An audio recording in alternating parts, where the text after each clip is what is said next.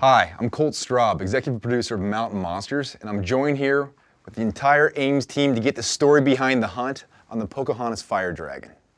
A trapper, there was a time frame on this hunt from the beginning, and it was all about heat, and it was all about the fire dragons seeking it out. It seemed very aggressive, seeking any source of heat, and there was a pretty incredible first night investigation you guys had that started off literally with the bang. Tell me about what happened here and what was going through your guys' mind on that first night investigation. Buck, what were you thinking?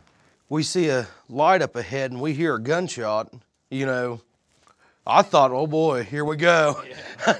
we done crossed the fence somewhere we shouldn't have. We're getting shot at, you know. I hit the ground at a point like that. I was down low. I dropped my knee and put my gun up on a log. I thought, here we go. It's gonna be a fight.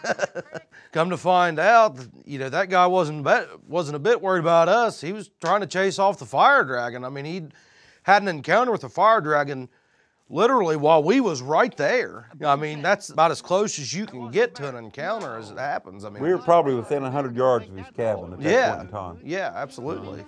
So, Trapper, tell me about the waterways of Pocahontas County and why you think that has allowed the fire dragon to thrive there. Well, those waterways, he can just travel between waterway and waterway and really never get out on the ground. Now, he may have to go across a small ridge line to get to the next waterway, but it's an ideal place for the Pocahontas Fire Dragon to live and not be detected. I knew we was going to have to move the Pocahontas Fire Dragon to the water.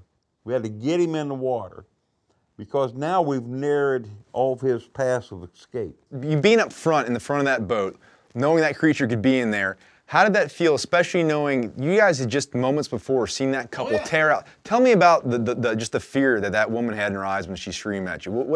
How did that make you feel about the fire dragon, seeing how she was so scared? Oh yeah, they was scared. I mean, they was probably taking wheels down their leg. I mean, they come flying up on that four-wheeler.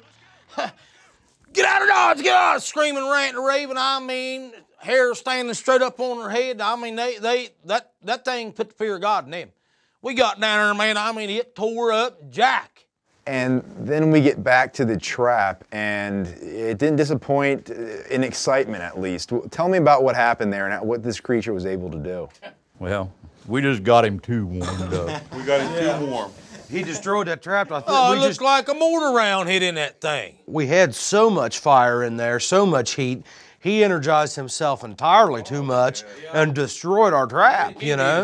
He looked like a 155 howitzer hitting the middle of that thing. Hell, them sycamore logs was what, 3 foot down in that mud? Yeah, hit this slung him everywhere. Yeah, he just thrashed around in there and just pushed them over. I mean, I'll tell you, that thing, it flapped that big old tail around. I mean, that thing. It's like a dinosaur.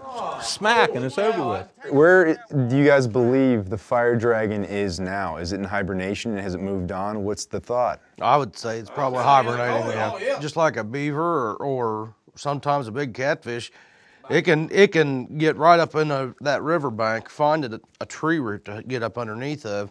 It dig it a big hole and it can get way back in there, and it'll stay just as warm as possibly can be in there. So he's in hibernation until it warms back up. Yep. Is it possible that the Ames team might go after the fire dragon again? It takes a unique situation to go after him. You definitely couldn't catch him in warm weather because he's cold-blooded, so he's nice and warm. He may be at that point in time just hunting the streams. Just in the water. He's in the water. You have to get him in a unique time late in the year. The water's getting cold. When he comes out to seek heat, that's really the most unusual thing about the Pocahontas Fire Dragon, the way he seeks heat. Well, it was a heck of a hunt, and it's awesome to hear you guys' thoughts. Really great episode, and glad you guys are all right. And Willie, sorry about your trap. That was my favorite. Yeah. Oh, that's a great trap. That was awesome. Join us next time for Behind the Hunt, when the guys are going to discuss the legendary sheep squatch, Trapper. Well, that's Trapper's favorite. That's Trapper's favorite right there.